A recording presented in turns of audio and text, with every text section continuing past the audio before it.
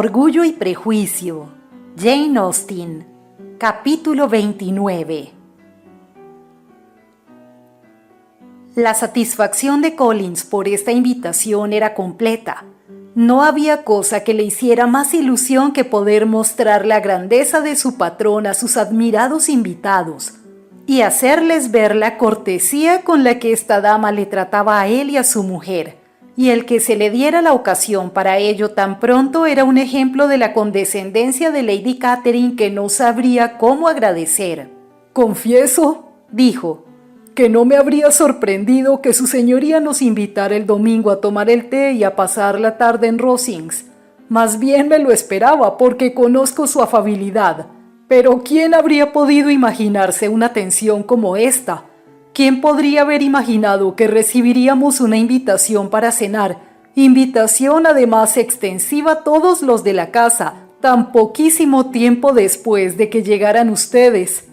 «A mí no me sorprende», replicó Sir Williams, «porque mi situación en la vida me ha permitido conocer el verdadero modo de ser de los grandes. En la corte esos ejemplos de educación tan elegantes son muy normales». En todo el día y en la mañana siguiente casi no se habló de otra cosa que de la visita a Rosings. Collins les fue instruyendo cuidadosamente de lo que iban a tener ante sus ojos para que la vista de aquellas estancias, de tantos criados y de tan espléndida comida no les dejara boquiabiertos. Cuando las señoras fueron a vestirse, le dijo Elizabeth: «No se preocupe por su atavío, querida prima.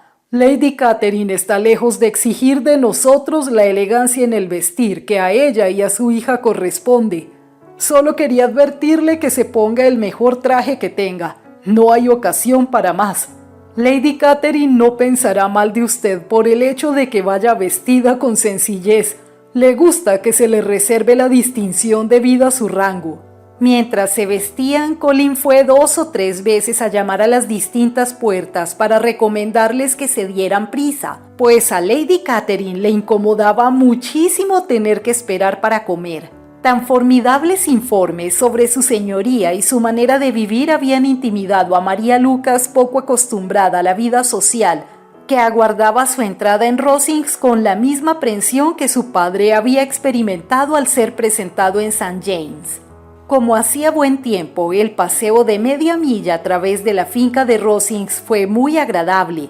Todas las fincas tienen su belleza y sus vistas, y Elizabeth estaba encantada con todo lo que iba viendo, aunque no demostraba el entusiasmo que Collins esperaba, y escuchó con escaso interés la enumeración que él hizo de las ventanas de la fachada y la relación de lo que las vidrieras le había costado a Sir Lewis de Bourgh.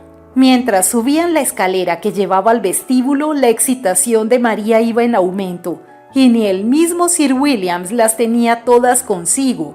En cambio, a Elizabeth no le fallaba su valor. No había oído decir nada de Lady Catherine que le hiciera creer que poseía ningún talento extraordinario ni virtudes milagrosas, y sabía que la mera majestuosidad del dinero y de la alcurnia no le haría perder la calma. Desde el vestíbulo de entrada, cuyas armoniosas proporciones y delicado ornato hizo notar Collins con entusiasmo, los criados les condujeron a través de una antecámara a la estancia donde se encontraba Lady Catherine, su hija y la señora Jenkinson. Su señoría se levantó con gran amabilidad para recibirlos, y como la señora Collins había acordado con su marido que sería ella la que haría las presentaciones, estas tuvieron lugar con normalidad, sin las excusas ni las manifestaciones de gratitud que él habría juzgado necesarias. A pesar de haber estado en St. James, Sir William se quedó tan apabullado ante la grandeza que le rodeaba que apenas si tuvo ánimos de hacer una profunda reverencia y se sentó sin decir una palabra. Su hija, asustada y como fuera de sí, se sentó también en el borde de una silla sin saber para dónde mirar. Elizabeth estaba como siempre y pudo observar con calma a las 3 damas que tenía delante. Lady Catherine era una mujer muy alta y corpulenta, de rasgos sumamente pronunciados que debieron de haber sido hermosos en su juventud.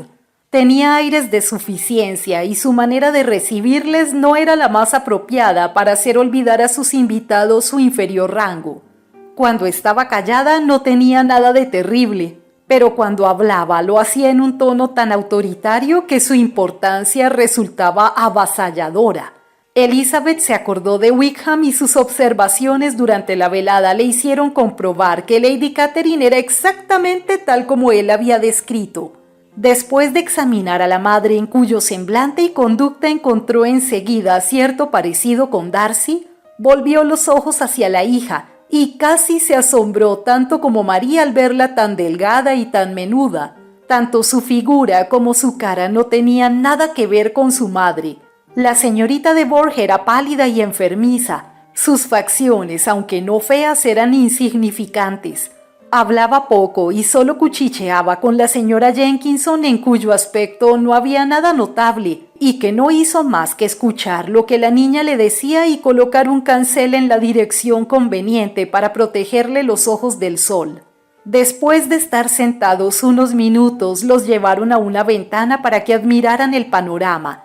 El señor Collins los acompañó para indicarles bien su belleza y Lady Catherine les informó amablemente de que en verano la vista era mucho mejor. La cena fue excelente y salieron a relucir en ella todos los criados y la vajilla de plata que Collins les había prometido. Y tal como les había pronosticado, tomó asiento en la cabecera de la mesa por deseo de su señoría, lo cual parecía que para él la vida ya no tenía nada más importante que ofrecerle. Trinchaba, comía y lo alababa todo con deleite y alacridad. Cada plato era ponderado primero por él y luego por Sir William, que ya se hallaba lo suficientemente recobrado como para hacer eco de todo lo que decía su yerno, de tal modo que Elizabeth no comprendía cómo Lady Catherine podía soportarlos.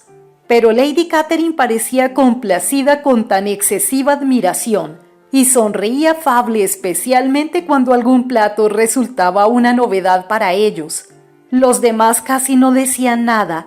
Elizabeth estaba dispuesta a hablar en cuanto le dieran oportunidad, pero estaba sentada entre Charlotte y la señorita de Bourgh, y la primera se dedicaba a escuchar a Lady Catherine mientras que la segunda no abrió la boca en toda la comida. La principal ocupación de la señorita Jenkinson era vigilar lo poco que comía la señorita de Bourgh, pidiéndole insistentemente que tomara algún otro plato, temiendo todo el tiempo que estuviera indispuesta.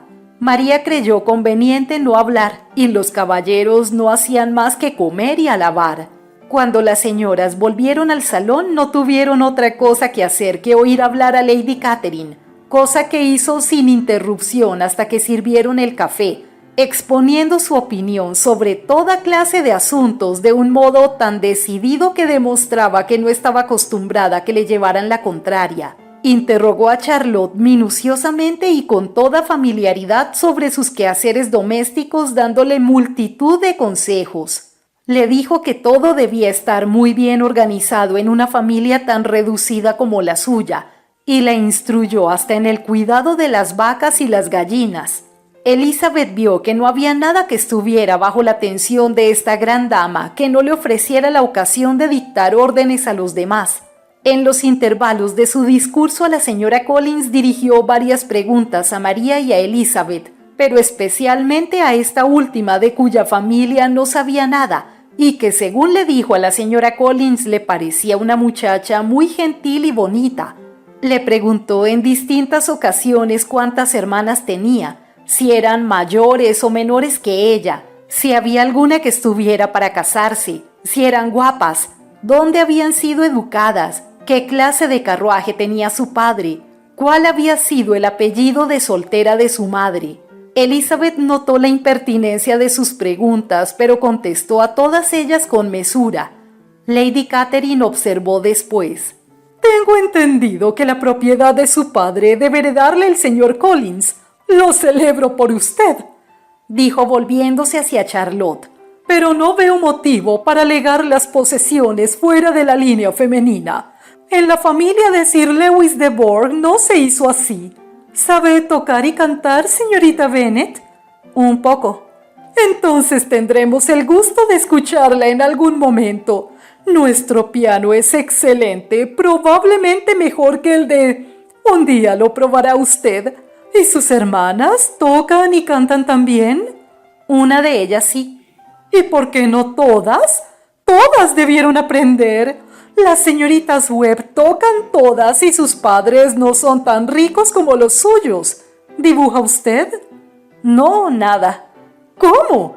¿Ninguna de ustedes? Ninguna. Es muy raro. Supongo que no habrán tenido oportunidad.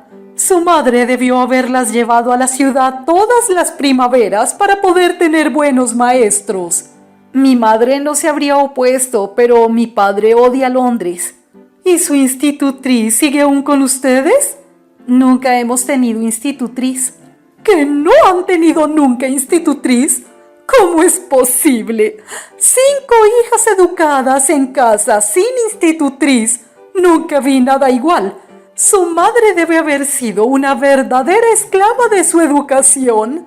Elizabeth casi no pudo reprimir una sonrisa al asegurarle que no había sido así. Entonces, ¿quién las educó? ¿Quién las cuidó? Sin institutriz deben haber estado desatendidas. En comparación con algunas familias, no digo que no, pero a las que queríamos aprender nunca nos faltaron los medios. Siempre fuimos impulsadas a la lectura y teníamos todos los maestros que fueran necesarios. Verdad es que las que preferían estar ociosas podían estarlo. Sí, no lo dudo, y eso es lo que una institutriz puede evitar. Y si yo hubiera conocido a su madre, habría insistido con todas mis fuerzas para que tomara una. Siempre sostengo que en materia de educación no se consigue nada sin una instrucción sólida y ordenada, y solo una institutriz la puede dar. Hay que ver a la cantidad de familias a quienes he orientado en ese sentido. Me encanta ver a las chicas bien situadas. 4 sobrinas de la señora Jenkinson se colocaron muy bien gracias a mí. Y el otro día mismo recomendé a otra joven de quien me hablaron por casualidad, y la familia está contentísima con ella. Señora Collins, ¿le dije a usted que ayer estuvo aquí Lady Metcalfe para darme las gracias? Asegura que la señorita Pope es un tesoro. Lady Catherine, me dijo, me ha dado usted un tesoro. ¿Ha sido ya presentada en sociedad alguna de sus hermanas menores, señorita Bennet? Sí, señora, todas. ¿Todas? ¿Cómo? ¿Las 5 a la vez? ¡Qué extraño! Y usted es solo la segunda. Las menores presentadas en sociedad antes de casarse las mayores. Sus hermanas deben ser muy jóvenes. Sí, la menor tiene aún 16 años. Quizás es demasiado joven para haber sido presentada en sociedad, pero en realidad, señora, creo que sería muy injusto que las hermanas menores no pudieran disfrutar de la sociedad y de sus amenidades por el hecho de que las mayores no tuvieran medios o ganas de casarse pronto. La última de las hijas tiene tanto derecho a los placeres de la juventud como la primera. Demorarlos por ese motivo creo que no sería lo más adecuado para fomentar el cariño fraternal y la delicadeza de pensamiento. «Caramba», dijo su señoría, «para ser usted tan joven da sus opiniones de modo muy resuelto. Dígame, ¿qué edad tiene?» «Con 3 hermanas detrás ya crecidas», contestó Elizabeth sonriendo. «Su señoría no puede esperar que se lo confiese». Lady Catherine se quedó asombradísima de no haber recibido una respuesta directa, y Elizabeth sospechaba que ella había sido la primera persona que se había atrevido a burlarse de tan majestuosa impertinencia. «No puede usted tener más de 20, estoy segura, así que no necesita ocultar su edad». «Aún no he cumplido los 21». Cuando los caballeros entraron y acabaron de tomar el té, se dispusieron las mesitas de juego. Lady Catherine, Sir Williams y los esposos Collins se sentaron a jugar una partida de cuatrillo, y como la señorita de Bourgh prefirió jugar al casino, Elizabeth y María tuvieron el honor de ayudar a la señora Jenkinson a completar su mesa, que fue aburrida en grado superlativo. Apenas se pronunció una sílaba que no se refiriera al juego, excepto cuando la señora Jenkinson expresaba sus temores de que la señorita de Bourgh tuviera demasiado calor o demasiado frío, demasiada luz o demasiada poca. La otra mesa era mucho más animada. Lady Catherine casi no paraba de hablar, poniendo de relieve las equivocaciones de sus compañeros de juego o relatando alguna anécdota de sí misma. Collins no hacía más que afirmar todo lo que decía su señoría, dándole las gracias cada vez que ganaba y disculpándose cuando creía que su ganancia era excesiva. Sir William no decía mucho. Se dedicaba a recopilar en su memoria todas aquellas anécdotas y tantos nombres ilustres. Cuando Lady Catherine y su hija se cansaron de jugar, se recogieron las mesas y le ofrecieron el coche a la señora Collins, que lo aceptó muy agradecida, e inmediatamente dieron órdenes para traerlo. La reunión se congregó entonces junto al fuego para oír a Lady Catherine pronosticar qué tiempo iba a ser al día siguiente. En estas les avisaron de que el coche estaba en la puerta, y con muchas reverencias por parte de Sir William y muchos discursos de agradecimiento por parte de Collins se despidieron. En cuanto dejaron atrás el zaguán, Collins invitó a Elizabeth a que expresara su opinión sobre lo que había visto en Rosings, a lo que accedió solo por Charlotte, exagerando más de lo que sentía. Pero por más que se esforzó, su elogio no satisfizo a Collins, que no tardó en verse obligado a encargarse él mismo de alabar a su señoría.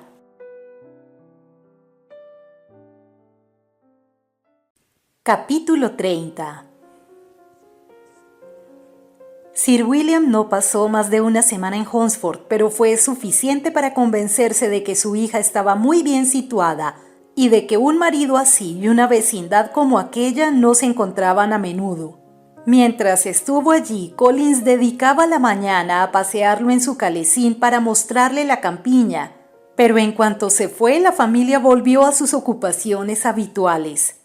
Elizabeth agradeció que con el cambio de vida ya no tuviera que ver a su primo tan frecuentemente, pues la mayor parte del tiempo que mediaba entre el almuerzo y la cena, Collins lo empleaba en trabajar en el jardín, en leer, en escribir o en mirar por la ventana de su despacho que daba al camino. El cuarto donde solían quedarse las señoras daba a la parte trasera de la casa. Al principio a Elizabeth le extrañaba que Charlotte no prefiriera estar en el comedor, que era una pieza más grande y de aspecto más agradable, pero pronto vio que su amiga tenía excelentes razones para obrar así, pues Collins habría estado menos tiempo en su aposento indudablemente si ellas hubieran disfrutado de uno tan grande como el suyo, y Elizabeth aprobó la actitud de Charlotte. Desde el salón no podían ver el camino, de modo que siempre era Collins el que se daba cuenta de los coches que pasaban, y en especial de la frecuencia con que la señorita de Bourgh cruzaba en su faetón, cosa que jamás dejaba de comunicarles, aunque sucediera casi todos los días. La señorita solía detenerse en la casa para conversar unos minutos con Charlotte, pero era difícil convencerla de que se bajara del carruaje. Pasaban pocos días sin que Collins diera un paseo hasta Rosings y su mujer creía a menudo un deber hacer lo propio. Elizabeth, hasta que recordó que podía haber otras familias dispuestas a hacer lo mismo, no comprendió el sacrificio de tantas horas. De vez en cuando les honraba con una visita, en el transcurso de la cual nada de lo que ocurría en el salón le pasaba inadvertido. En efecto, se fijaba en lo que hacían, miraba sus labores y les aconsejaba hacerlas de otro modo.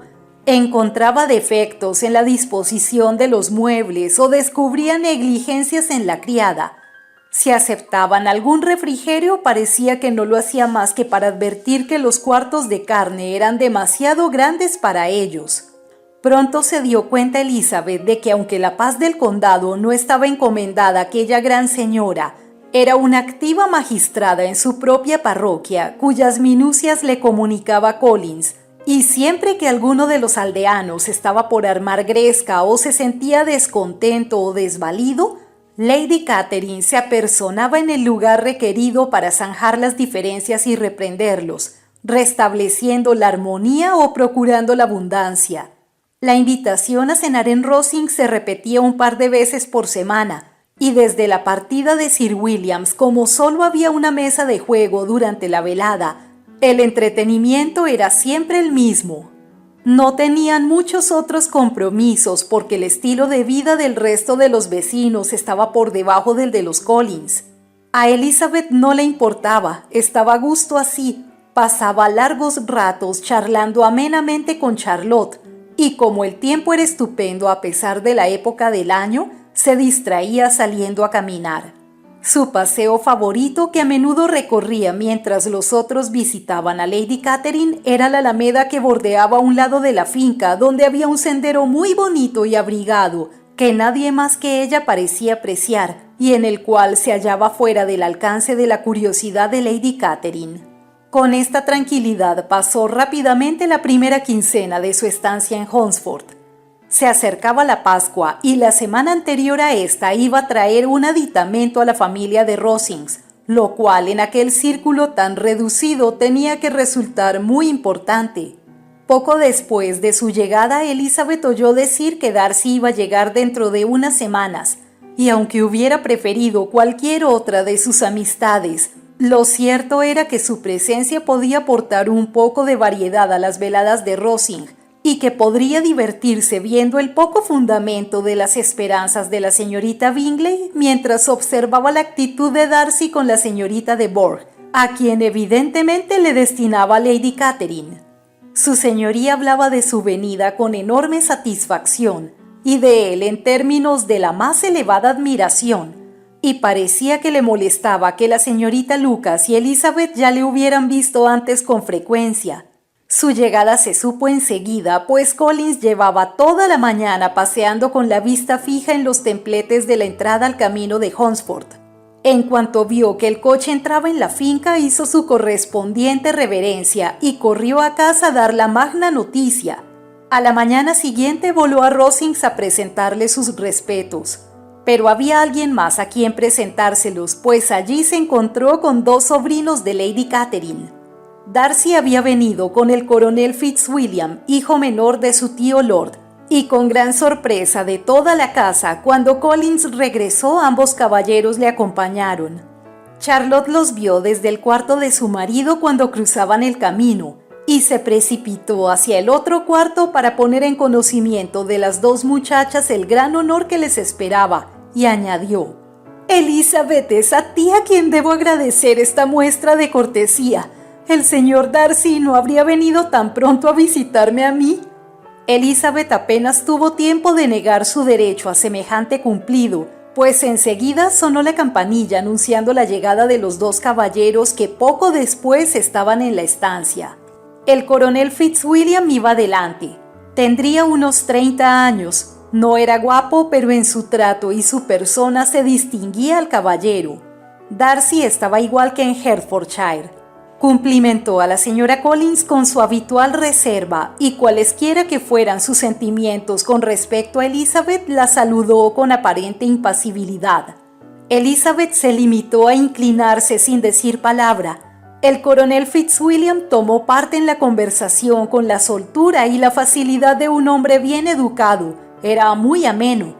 Pero su primo, después de hacer unas ligeras observaciones a la señora Collins sobre el jardín y la casa, se quedó sentado durante largo tiempo sin hablar con nadie. Por fin, sin embargo, su cortesía llegó hasta preguntar a Elizabeth cómo estaba su familia.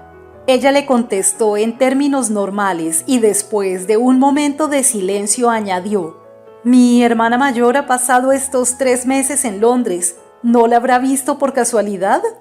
Sabía de sobra que no la había visto, pero quería ver si le traicionaba algún gesto y se le notaba que era consciente de lo que había ocurrido entre los Bingley y Jane. Y le pareció que estaba un poco cortado cuando respondió que nunca había tenido la suerte de encontrar a la señorita Bennet. No se habló más del asunto y poco después los caballeros se fueron. Capítulo 31. El coronel Fitzwilliam fue muy elogiado y todas las señoras consideraron que su presencia sería un encanto más de las reuniones de Rosings. Pero pasaron unos días sin recibir invitación alguna, como si al haber huéspedes en la casa los Collins no hicieran ya ninguna falta. Hasta el día de Pascua, una semana después de la llegada de los dos caballeros, no fueron honrados con dicha atención, y aún al salir de la iglesia se les advirtió que no fueran hasta la última hora de la tarde. Durante la semana anterior vieron muy poco a Lady Catherine y a su hija. El coronel Fitzwilliam visitó más de una vez la casa de los Collins, pero a Darcy solo le vieron en la iglesia. La invitación naturalmente fue aceptada, y a la hora conveniente los Collins se presentaron en el salón de Lady Catherine. Su señoría les recibió atentamente, pero se veía bien claro que su compañía ya no le era tan grata como cuando estaba sola. En efecto, estuvo pendiente de sus sobrinos y habló con ellos, especialmente con Darcy, mucho más que con cualquier otra persona del salón. El coronel Fitzwilliam parecía alegrarse de veras al verles. En Rosings cualquier cosa le parecía un alivio, y además la linda amiga de la señora Collins le tenía cautivado. Se sentó al lado de Elizabeth y charlaron tan agradablemente de Kent y de Hertfordshire, de sus viajes y del tiempo que pasaba en casa, de libros nuevos y de música, que Elizabeth jamás lo había pasado tan bien en aquel salón. Hablaban con tanta soltura y animación que atrajeron la atención de Lady Catherine y de Darcy. Este último les había mirado ya varias veces con curiosidad. Su señoría participó al poco rato del mismo sentimiento y se vio claramente porque no vaciló en preguntar: «¿Qué estás diciendo, Fitzwilliam? ¿De quién hablas? ¿Qué le dices a la señorita Bennet? Déjame oírlo». «Hablábamos de música, señora», declaró el coronel cuando vio que no podía evitar la respuesta. «¿De música? Pues hágame el favor de hablar en voz alta. De todos los temas de conversación es el que más me agrada. Tengo que tomar parte de la conversación si están ustedes hablando de música. Creo que hay pocas personas en Inglaterra más aficionadas a la música que yo, o que posean mejor gusto natural. Si hubiera estudiado, habría resultado una gran discípula. Lo mismo le pasaría a Anne si su salud se lo permitiera. Estoy segura de que habría tocado deliciosamente. ¿Cómo va Georgina, Darcy?» Darcy hizo un cordial elogio de lo adelantada que iba su hermana. «Me alegro mucho de que me des tan buenas noticias», dijo Lady Catherine. «Y te ruego que le digas de mi parte que si no practica mucho no mejorará nada». «Le aseguro que no necesita que se lo advierta. Practica constantemente». «Mejor, eso nunca está de más. Y la próxima vez que le escriba le encargaré que no lo descuide. Con frecuencia le digo a las jovencitas que en música no se consigue nada sin una práctica constante. Muchas veces le he dicho a la señorita Bennet que nunca tocará verdaderamente bien si no practica más. Y aunque la señora Collins no tiene piano, la señorita Bennet será muy bien acogida, como le he dicho a menudo, si viene Rosing todos los días para tocar el piano en el cuarto de la señora Jenkinson. En esa parte de la casa no molestará a nadie». Darcy pareció un poco avergonzado de la mala educación de su tía y no contestó. Cuando acabaron de tomar el café, el coronel Fitzwilliam recordó a Elizabeth que le había prometido tocar, y la joven se sentó enseguida al piano. El coronel puso su silla a su lado. Lady Catherine escuchó la mitad de la canción y luego siguió hablando como antes a su otro sobrino, hasta que Darcy la dejó y, dirigiéndose con su habitual cautela hacia el piano, se colocó de modo que pudiera ver el rostro de la hermosa intérprete. Elizabeth reparó en lo que hacía y a la primera pausa oportuna se volvió hacia él con una amplia sonrisa y le dijo: «¿Pretende atemorizarme viniendo a escucharme con esa seriedad? Yo no me asusto, aunque su hermana toque también. Hay una especie de terquedad en mí que nunca me permite que me intimide nadie. Por el contrario, mi valor crece cuando alguien intenta intimidarme». «No le diré que se ha equivocado», repuso Darcy, «porque no cree usted sinceramente que tenía intención alguna de alarmarla, y he tenido el placer de conocerla lo bastante bien para saber que se complace a veces en sustentar opiniones que de hecho no son suyas». Elizabeth se rió abiertamente ante esta descripción de sí misma y dijo al coronel Fitzwilliam: «Su primo pretende darle a usted una linda idea de mí enseñándole a no creer palabra de cuanto yo le diga. Me desola encontrarme con una persona tan dispuesta a descubrir mi verdadero modo de ser en un lugar donde yo me había hecho ilusiones de pasar por mejor de lo que soy. Realmente, señor Darcy, es muy poco generoso por su parte revelar las cosas malas que supo usted de mí en Hertfordshire. Y permítame decirle que es también muy indiscreto, pues esto me podría inducir a desquitarme y saldrían a relucir cosas que escandalizarían a sus parientes». «No le tengo miedo», dijo él sonriente. «Dígame por favor de qué le acusa», exclamó el coronel Fitzwilliam. «Me gustaría saber cómo se comporta entre extraños». «Se lo diré, pero prepárese a oír algo muy espantoso. Ha de saber que la primera vez que le vi fue en un baile, y en ese baile, ¿qué cree usted que hizo? Pues no bailó más que 4 piezas a pesar de escasear los caballeros, y más de una dama se quedó sentada por falta de pareja. Señor Darcy, no puede negarlo».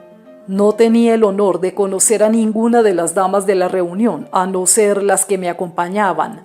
«¿Cierto? Y en un baile nunca hay posibilidad de ser presentado. Bueno, coronel Fitzwilliam, ¿qué tocó ahora? Mis dedos están esperando sus órdenes».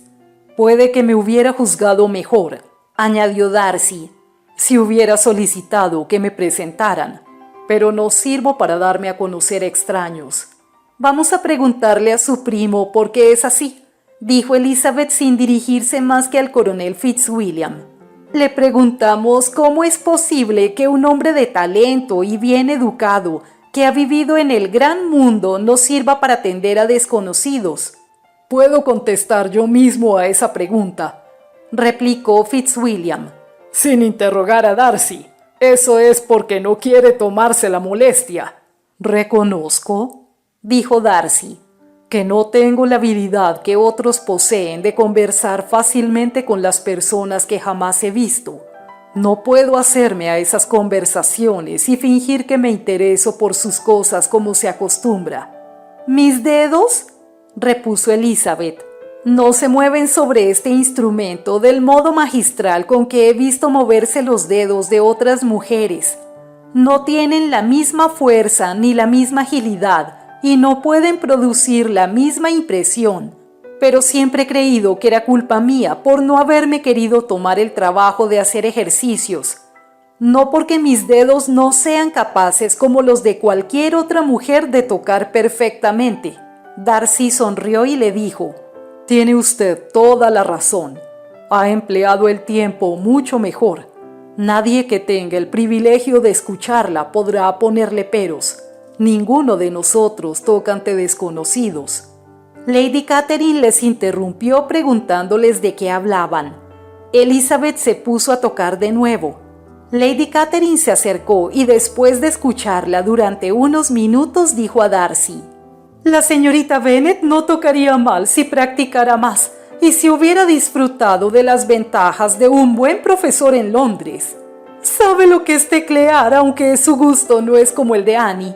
Annie habría sido una pianista maravillosa si su salud le hubiera permitido aprender». Elizabeth miró a Darcy para observar su cordial asentimiento al elogio tributado a su prima, pero ni entonces ni en ningún otro momento descubrió ningún síntoma de amor. Y de su actitud hacia la señorita de Bourgh, Elizabeth dedujo una cosa consoladora en favor de la señorita Bingley: que Darcy no se habría casado con ella si hubiera pertenecido a su familia. Lady Catherine continuó haciendo observaciones sobre la manera de tocar de Elizabeth, mezcladas con numerosas instrucciones sobre la ejecución y el gusto. Elizabeth las aguantó con toda la paciencia que impone la cortesía, y a petición de los caballeros siguió tocando hasta que estuvo preparado el coche de su señoría y los llevó a todos a casa. Capítulo 32. A la mañana siguiente estaba Elizabeth sola escribiendo a Jane mientras la señora Collins y María habían ido de compras al pueblo, cuando se sobresaltó al sonar la campanilla de la puerta, señal inequívoca de alguna visita. Aunque no había oído ningún carruaje, pensó que a lo mejor era Lady Catherine y se apresuró a esconder la carta que tenía medio escribir, a fin de evitar preguntas impertinentes. Pero con gran sorpresa suya se abrió la puerta y entró en la habitación el señor Darcy. Darcy solo. Pareció asombrarse al hallarla sola y pidió disculpas por su intromisión, diciéndole que creía que estaban en la casa todas las señoras. Se sentaron los dos y después de las preguntas de rigor sobre Rosings pareció que se iban a quedar callados.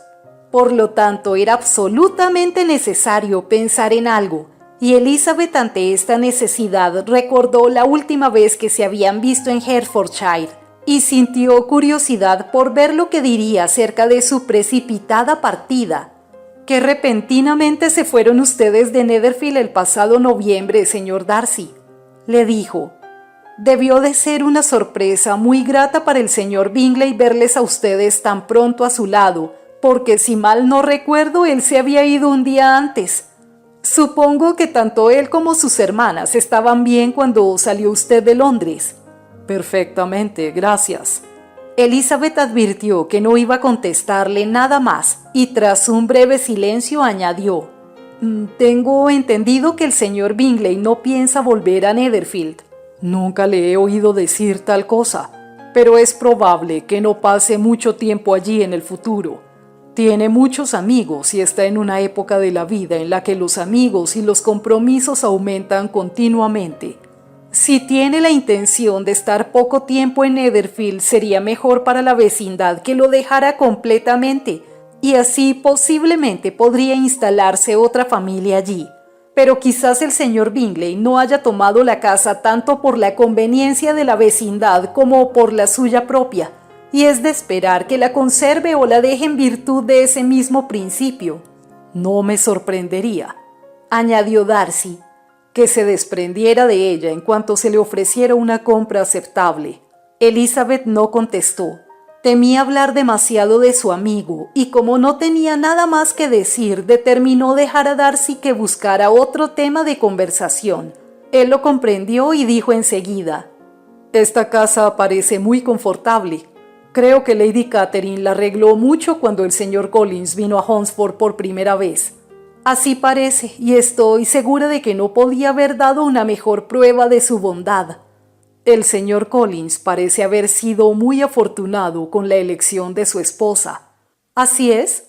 Sus amigos pueden alegrarse de que haya dado con una de las pocas mujeres inteligentes que le habrían aceptado o que le habrían hecho feliz después de aceptarle.